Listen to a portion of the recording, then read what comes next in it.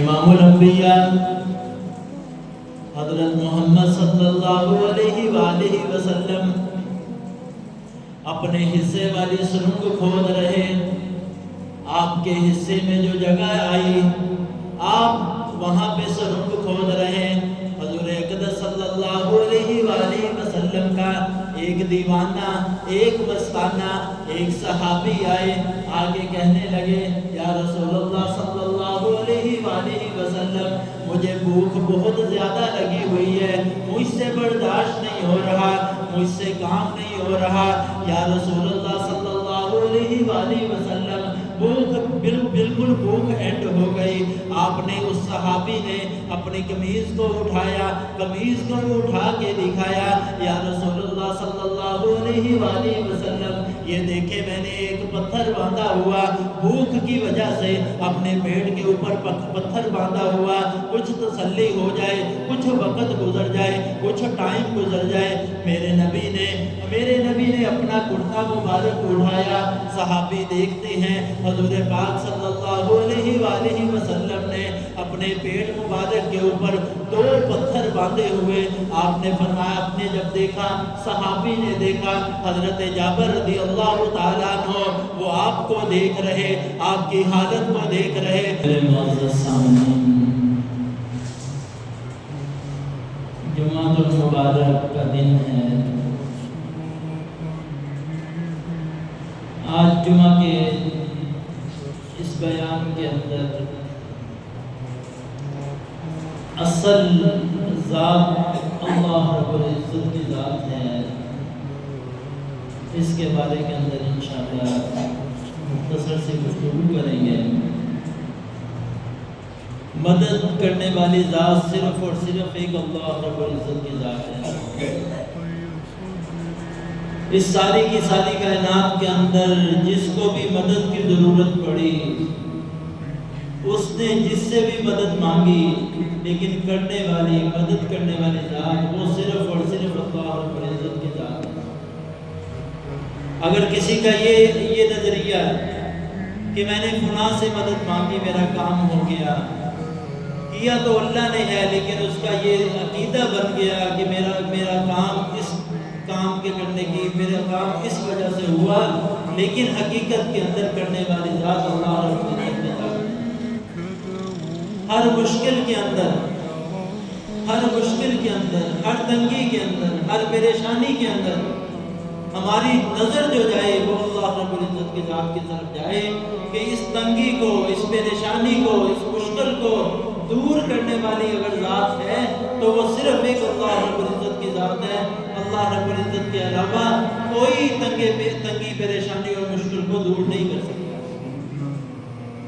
حضور اقدس صلی اللہ علیہ وآلہ وسلم جب بھی آپ کے اوپر کوئی مصیبت آئی، کوئی پریشانی آئی، تو آپ نے اپنی سیرت طیبہ کے ذریعے امت کو سمجھایا کہ میری امت کہ جب بھی تمہیں کوئی پریشانی آئے، کوئی مصیبت آئے، تمہارا دھیان کسی اور طرف نہ جائے، تمہارا دھیان صرف اللہ کی طرف جائے. اللہ ہی پریشانیوں کو، مشکلوں کو، تنگیوں کو دور کرنے والے ہیں. حضور اقدس صلی اللہ علیہ وآلہ وسلم غار حرا کے اندر بیٹھ کے بھی اللہ رب العزت سے باتیں کرتے. جب طائف کے اندر چلے گئے تو طائف والوں نے ایک آس اور امید لے کے گئے. طائف والوں نے مارا پیٹا، واپس آئے، ان کے لیے دعا نہیں فرمائی. آگے اللہ رب العزت سے دعا فرما رہے ہیں، اللہ رب العزت کے ساتھ اپنی لو لگا رہے ہیں. جب ہجرت کے موقع کے اوپر بھی، جب غزوہ بدر کے موقع کے اوپر بھی حضور اقدس صلی اللہ علیہ وآلہ وسلم اللہ رب العزت سے باتیں کرتے نظر آ رہے ہیں، اللہ رب العزت سے دعا مانگتے نظر آ رہے ہیں، اللہ رب العزت سے اپنی لو لگاتے ہوئے نظر آ رہے ہیں. جب ہجرت کا موقع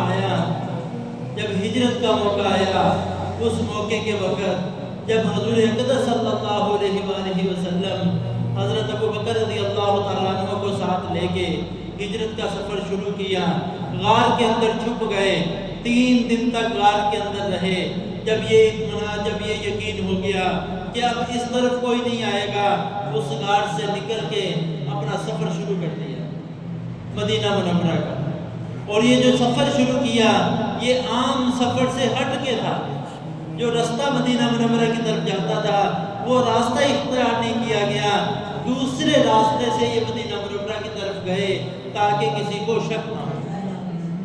جب حضور پاک صلی اللہ علیہ وآلہ وسلم نکل گئے، کسی کو پتہ نہ چلا کہ کس طرف ہیں، تو انہوں نے اعلان کیا کہ جو حضور اقدس صلی اللہ علیہ وآلہ وسلم کی آپ کا بتائے گا کہ وہ کس طرف ہیں، کہاں پہ ہے، کہ اگر ان کے راستے کے اندر ان کی تلاش میں نکلے گا تو اس کو 300 اونٹ اس کو انعام دیا جائے گا۔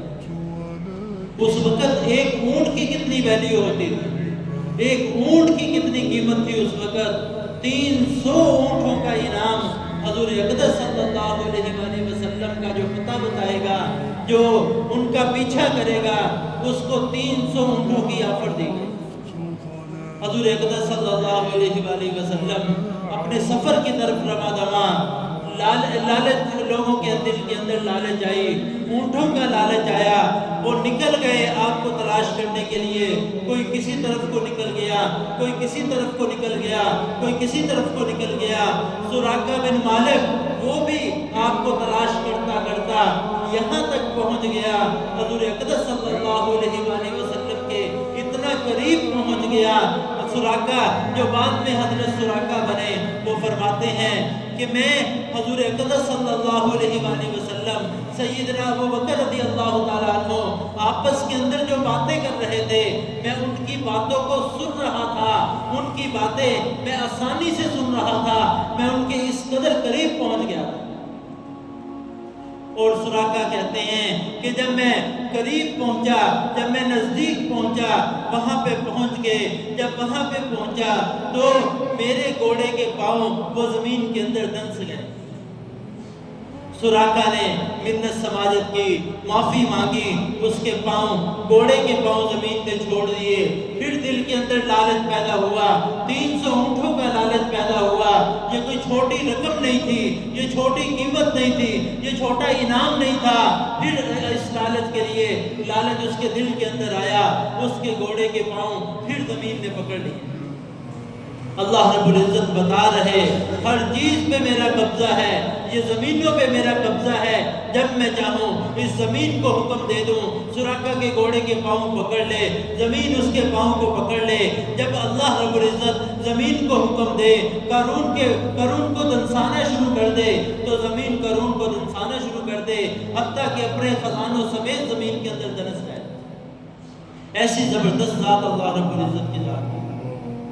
سراقہ نے پھر منت سماجت کی، اس کے گھوڑے کے پاؤں زمین نے پھر چھوڑے۔ پھر دل کے اندر لالچ آیا، پھر دل کے اندر اونٹوں کا خیال آیا، پھر دل کے اندر یہ اس کے خیال آیا، اس کے گھوڑے کے پاؤں پھر زمین نے پکڑ لیے۔ سراقہ نے پھر منت سماجت کی۔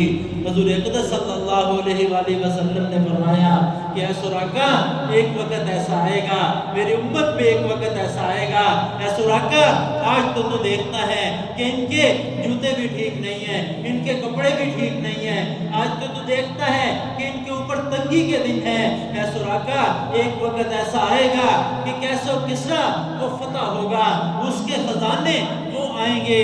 اے سراقہ جب کسرا فتح ہوگا، اس کے خزانے آئیں گے۔ اے سراقہ جو کسرا کے جو کنگن ہیں وہ تمہارے ہاتھوں کے اندر ہیں۔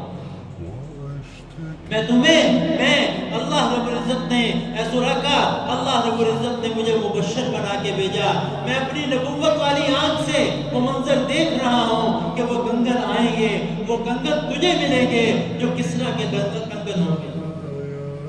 سراقہ نے کہا یا رسول اللہ صلی اللہ علیہ وآلہ وسلم، مجھے آپ کے اوپر اعتماد ہے، آپ نے کہہ دیا مجھے وہ کنگن ملیں گے۔ فرمایا یا رسول اللہ آپ یہاں سے چلے جائیں، آپ بالکل مطمئن ہو کے جائیں، میں یہاں پہ آپ کو پکڑنے کے لیے آیا تھا، اب میں اسی راستے پہ بیٹھ جاتا ہوں، جو بھی پیچھے سے آئے گا میں اس کو کہوں گا کہ اس طرف میں بیٹھا تو ہوا ہوں، میں حفاظت تو کر رہا ہوں، تم ادھر کیا کرنے آ رہے؟ اس سراقہ اس راستے کے اندر بیٹھ گیا، جو بھی آتا اس کو کہتے کہ تمہیں نظر نہیں آ رہا، میں سراقہ یہاں پہ بیٹھا ہوں، میں اس راستے کی حفاظت کر رہا ہوں، مجھ سے بچ کے وہ کہاں جائیں گے، مجھ سے نکل کے وہ کہاں جائیں گے؟ جو پکڑنے کے لیے آیا، جو اونٹوں کا لالچ لے کر آیا، جب نبوت نے، جب حضور اقدس صلی اللہ علیہ وآلہ وسلم نے اس کی طرف دیکھا، آپ کی آنکھ نے اسے دیکھا، اللہ رب العزت نے اس کے دل کی کیفیت کو بدل دیا۔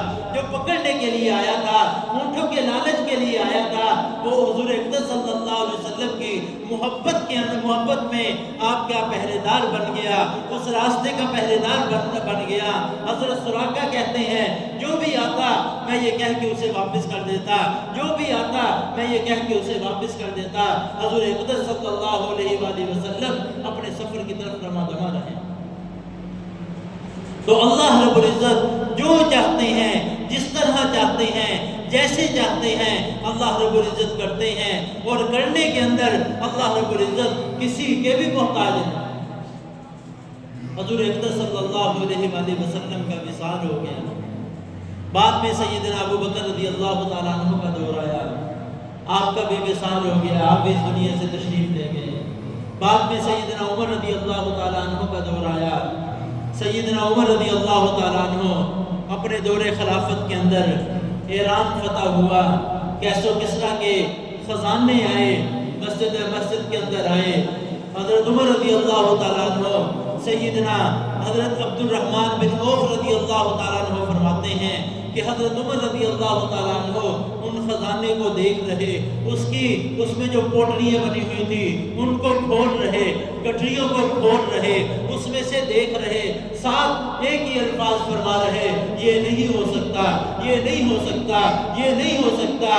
سیدنا عبد الرحمن بن عوف رضی اللہ تعالیٰ عنہ فرماتے، حضرت عمر رضی اللہ تعالیٰ عنہ امیر المومنین سارا دن یہ کہتے رہے، یہ نہیں ہو سکتا، یہ نہیں ہو سکتا، یہ نہیں ہو سکتا۔ اگلا دن شروع ہوا، حضرت عمر رضی اللہ تعالیٰ عنہ یہی فرماتے رہے، یہ نہیں ہو سکتا، یہ نہیں ہو سکتا، یہ نہیں ہو سکتا۔ جب تیسرا دن شروع ہوا، حضرت عمر رضی اللہ تعالیٰ عنہ ان کی فوج کا ایک سپاہی وہ آیا، ایران کی طرف سے آیا، اس کے ہاتھ میں ایک پوٹلی تھی، اس کے ہاتھ میں ایک گٹھڑی تھی، وہ کہنے لگا، اے امیر المومنین، میں بھی ایران میں اس جنگ میں شریک تھا، واپسی کے اوپر میں بیمار ہو گیا، 2 دن میں بیمار رہا، تھوڑا علاقے میں رہا، مال غنیمت میں سے یہ ایک پوٹلی میرے پاس ہے، یہ میں دینے کے لیے آیا ہوں۔ جب حضرت عمر رضی اللہ تعالیٰ عنہ نے جلدی سے پکڑا، اس پوٹلی کو کھولا، اس گٹھڑی کو کھولا، اس کے اندر کیا دیکھتے ہیں؟ اس کے اندر کسریٰ کے کنگن تھے۔ حضرت عمر رضی اللہ تعالیٰ عنہ نے حضرت عبد الرحمن بن عوف رضی اللہ تعالیٰ عنہ دوسرے صحابہ کو فرمایا کہ یہ دیکھو، حضور اقدس صلی اللہ علیہ وآلہ وسلم نے ان کنگنوں کی بشارت دی تھی سراقہ کو، تو یہ کنگن مجھے نہیں ملے، میں اس لیے کہہ رہا تھا یہ نہیں ہو سکتا کہ حضور اقدس صلی اللہ علیہ وآلہ وسلم بشارت دے کے جائیں، بتلا کے جائیں اور کوئی چیز نہ نکلے، یہ نہیں ہو سکتا۔ اس لیے میں 3 دن سے یہ کہہ رہا تھا کہ یہ نہیں ہو سکتا، یہ نہیں ہو سکتا، یہ نہیں ہو سکتا۔ اس قدر صحابہ اکرام رضی اللہ تعالیٰ عنہ اجمعین ان کو یقین تھا، حضور اقدس صلی اللہ علیہ وآلہ وسلم کی بات کے اوپر ایسا یقین تھا۔ حضور اقدس صلی اللہ علیہ وآلہ وسلم کے دور کے اندر سن 4 ہجری کے اندر کچھ آپ نے یہودیوں کو نکال دیا، وہ ایک قلعے میں چھپ گئے، آپ نے محاصرہ کیا، بعد میں اس قلعے سے بھی نکال کے ان کو خیبر کی طرف بھیج دیا۔ اب وہاں جا کے بھی یہودی اپنی چار بازیوں سے بات نہ آئے، ادھر منافقوں کے ساتھ مل کے وہ حضور اقدس صلی اللہ علیہ وآلہ وسلم کو تکلیفیں پہنچاتے تھے، پریشان کرتے تھے۔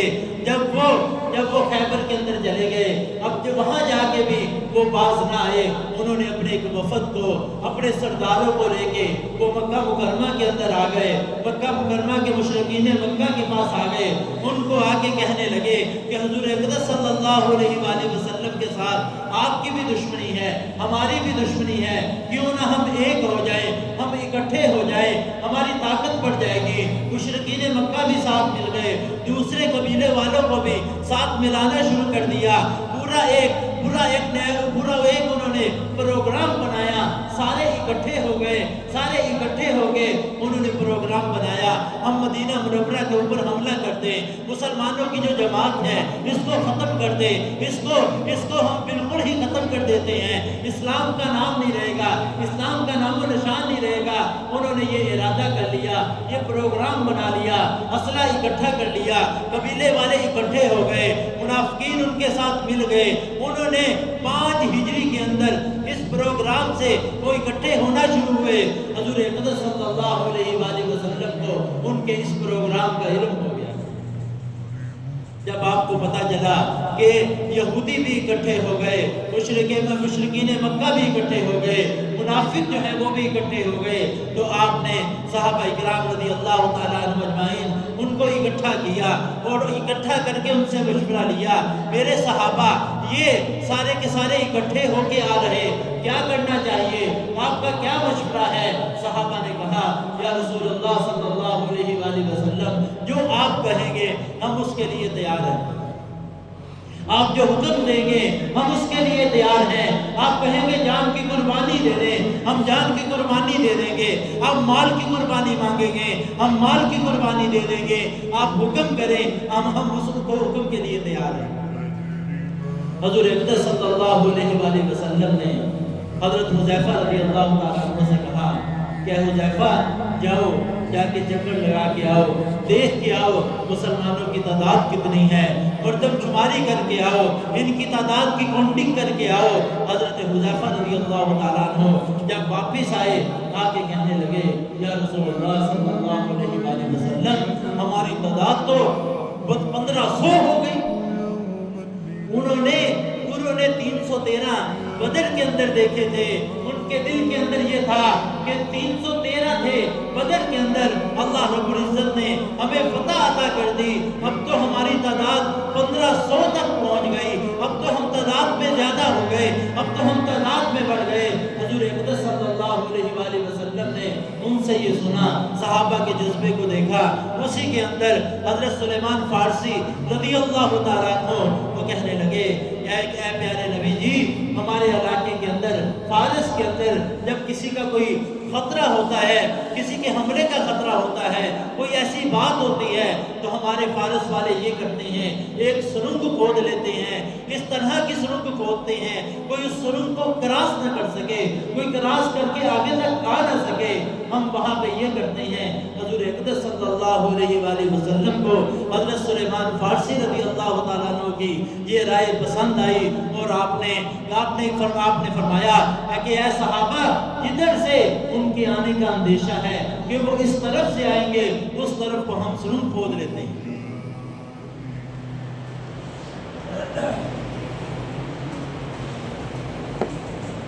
تو صحابہ اکرام رضی اللہ تعالیٰ عنہ اجمعین کو حضور اقدس صلی اللہ علیہ وآلہ وسلم نے صحابہ کو زمین ناپ کے دے دی کہ اس کے 10 صحابہ اس حصے کو کھودیں گے، 10 صحابہ اس حصے کو کھودیں گے، 10 صحابہ اس حصے کو کھودیں گے، سب کا حصہ متعین کر دیا۔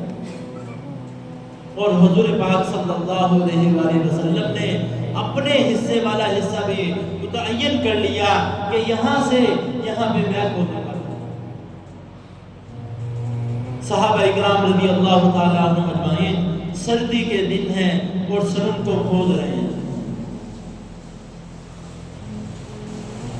امام الانبیاء حضرت محمد صلی اللہ علیہ وآلہ وسلم اپنے حصے والی سرنگ کھود رہے، آپ کے حصے میں جو جگہ آئی آپ وہاں پہ سرنگ کھود رہے۔ حضور اقدس صلی اللہ علیہ وآلہ وسلم کا ایک دیوانہ، ایک مستانہ، ایک صحابی آئے، آگے کہنے لگے یا رسول اللہ صلی اللہ علیہ وآلہ وسلم مجھے بھوک بہت زیادہ لگی ہوئی ہے، مجھ سے برداشت نہیں ہو رہا، مجھ سے کام نہیں ہو رہا، یا رسول اللہ صلی اللہ علیہ وآلہ وسلم بھوک بالکل بھوک اینڈ ہو گئی۔ آپ نے اس صحابی نے اپنی قمیض کو اٹھایا، قمیض کو اٹھا کے دکھایا، یا رسول اللہ صلی اللہ علیہ وآلہ وسلم یہ دیکھیں میں نے ایک پتھر باندھا ہوا، بھوک کی وجہ سے اپنے پیٹ کے اوپر پتھر باندھا ہوا، کچھ تسلی ہو جائے، کچھ وقت گزر جائے، کچھ ٹائم گزر جائے۔ میرے نبی نے اپنا کرتا مبارک اٹھایا، صحابی دیکھتے ہیں حضور پاک صلی اللہ علیہ وآلہ وسلم نے اپنے پیٹ مبارک کے اوپر 2 پتھر باندھے ہوئے۔ آپ نے فرمایا، آپ نے جب دیکھا، صحابی نے دیکھا، حضرت جابر رضی اللہ تعالیٰ عنہ وہ آپ کو دیکھ رہے، آپ کی حالت کو دیکھ رہے، صحابہ کی حالت کو دیکھ رہے، صحابہ کی بھوک کو دیکھ رہے، صحابہ کی پیاس کو دیکھ رہے۔ حضور اقدس صلی اللہ علیہ وآلہ وسلم سے فرمایا، یا رسول اللہ صلی اللہ علیہ وآلہ وسلم مجھے تھوڑا سا ٹائم دے دیں، مجھے تھوڑے سے وقت کے لیے اجازت دے دیں، میں اپنے گھر سے ہو کر آتا ہوں۔ وہ صحابی چلے گئے، اللہ کے پیارے نبی نے اجازت دے دی، حضرت جابر رضی اللہ تعالیٰ عنہ وہ چلے گئے، گھر میں گئے، اپنی گھر والی سے پوچھا کچھ کھانے کے لیے ہے؟ تو انہوں نے کہا کہ کھانے کے لیے ایک بکری کا بچہ ہے، تھوڑا سا آٹا ہے، جو تم حالت بتا رہے۔ حضور اقدس صلی اللہ علیہ وآلہ وسلم کے دوسرے صحابہ کی حالت بتا رہے، میں ایسا کرتے ہوں، تم جلدی سے بکرا ذبح کر دو، بکری کا بچہ ذبح کر دو، میں جو آٹا ہے اس سے روٹیاں بنا لیتی ہوں۔ وہ صحابی نے بکری کا بچہ ذبح کیا، ان کے گھر والی روٹی بنانے لگ گئی۔ ان کے گھر والی نے کہا، اپنے گھر والے کو کہا کہ جا کے اللہ کے پیارے نبی کو بتا دینا کہ صرف 2-3 آدمیوں کا انتظام ہے، بڑا اس میں 4 آدمی آ جائیں گے، جا کے ان کو بتا دینا۔ وہ صحابی چلے گئے، حضرت جابر رضی اللہ تعالیٰ عنہ وہاں پہ پہنچے، خندق کے مقام پہ پہنچے، جا کے کہنے لگے یا رسول اللہ صلی اللہ علیہ وآلہ وسلم میں نے کھانا تیار کیا، میں نے بکری کے بچے کو ذبح کیا، تھوڑی سی روٹیاں بنائیں، کوئی 3-4 صحابہ جو آپ کے خاص قسم کے ہوں ان کو ساتھ لے کر آپ آ جائیں، آ کے کھانا کھا لیں۔ حضور اقدس صلی اللہ علیہ وآلہ وسلم نے فرمایا، جابر میرے تو سارے صحابہ ہی خاص ہیں، میرا تو ابو بکر بھی خاص ہے، میرا تو عمر بھی خاص ہے، میرا تو عثمان بھی خاص ہے، میرا تو علی بھی خاص ہے، میرا تو طلحہ بھی خاص ہے، میرا تو زبیر بھی خاص ہے، میرے تو سارے صحابہ خاص ہیں۔ سارے صحابہ میں اعلان کر دیا، سارے صحابہ آ جاؤ، جابر نے دعوت کی ہے، کھانے کی دعوت کی ہے، سارے کے سارے صحابہ تیار ہو گئے اور آ گئے۔ جب وہاں پر پہنچے، حضرت جابر رضی اللہ تعالیٰ عنہ ان کے گھر پہنچے، ان کی گھر والی نے دیکھا اتنے زیادہ صحابہ آ گئے۔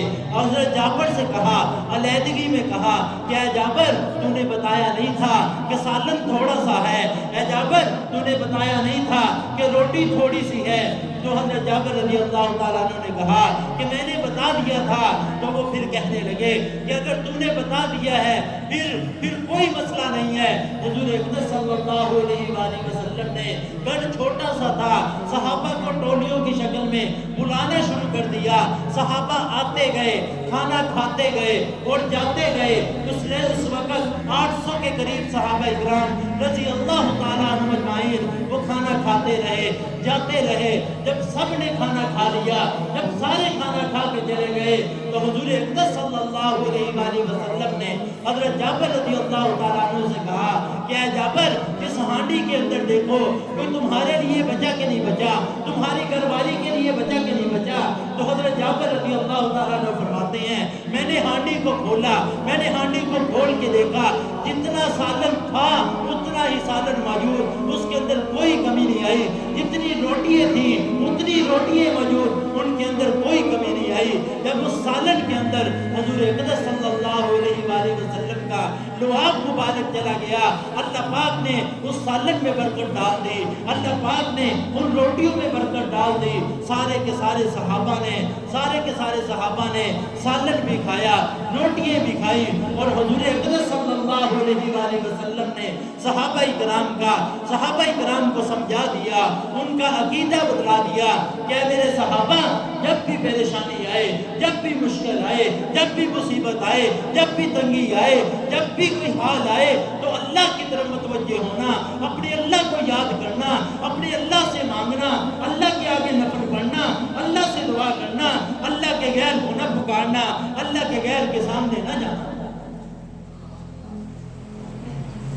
مسجد نبوی کے اندر ایک دفعہ ایک قافلہ آیا، مسلمان ہو گئے۔